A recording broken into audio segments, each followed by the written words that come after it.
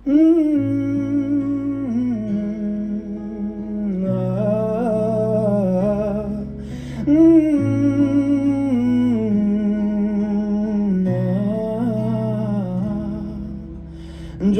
এক পাহাড় অসহ্য অবিচার, স্তব্ধ হয়েছিল তারা ব্যস্ততা হাজার।